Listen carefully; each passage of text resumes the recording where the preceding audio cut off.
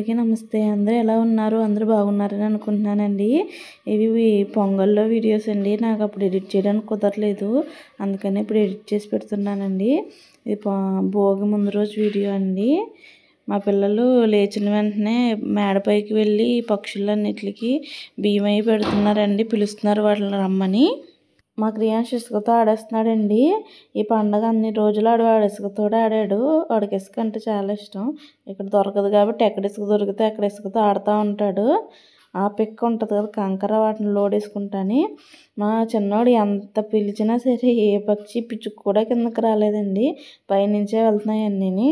పాపం పిలిచాడు ఏమీ రావట్లేదని చూస్తున్నాడు.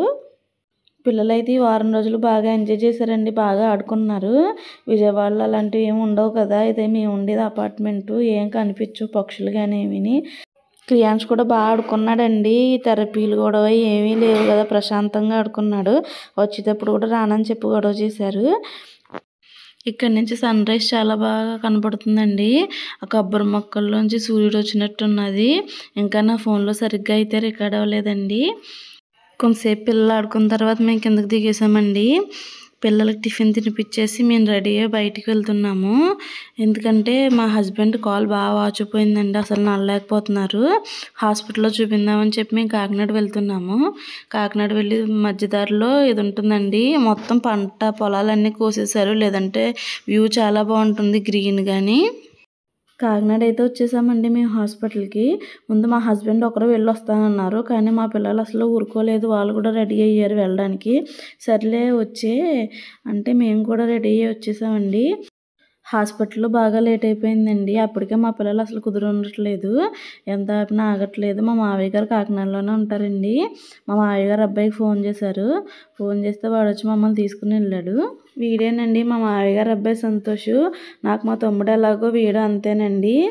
నేను ఎప్పుడు ఏదో అవసరం వచ్చి పిలిచినా సరే రానని మాత్రం అనడండి. మమ్మల్ని చాలా బాగా చూసుకుంటాడు వీడు.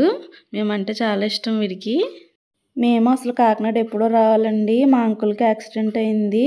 ఆ యాక్సిడెంట్ అయ్యి ఒక 7-8 నెలలు అవుతుంది. అప్పుడు వద్దామంటే మా ఆంటీ రావద్దు అన్నది. పిల్లలతో రావడం కష్టం కదని చెప్పి ఎవరో ఒక అతను బ్రేక్ నొక్కబోయి యాక్సిలేటర్ నొక్కేశాడంట.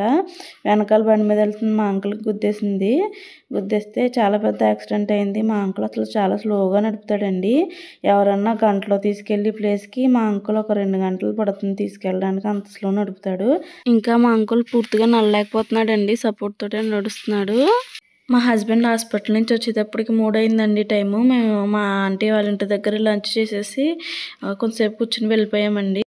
మా హస్బెండ్కి హాస్పిటల్లో మోకాలకు నీరు పట్టిందని చెప్పారంటండి. ఒక వారం తర్వాత తగ్గకపోతే ఎక్స్రే తీయించుకోమని చెప్పారంట. మేము ఇంటికి వచ్చేసరికి మా అమ్మ చికెన్ బిర్యానీ కర్రీస్ అవి చేసి ఉండిచ్చిందండి. మా పిల్లలకి భోజనం పెట్టేసి పడుకోబెట్టేశాను. పండగకి వచ్చిన మొదటి రోజు అయితే అనుకోని విధంగా హాస్పిటల్కి అయితే రావాల్సి వచ్చిందండి. మా మొదటి రోజు అయితే ఇలా గడిచింది. ఈ వీడియో కనుక మీకు నచ్చినట్టయితే లైక్ చేసి, షేర్ చేసి, సబ్స్క్రైబ్ చేయండి. Thank you for watching.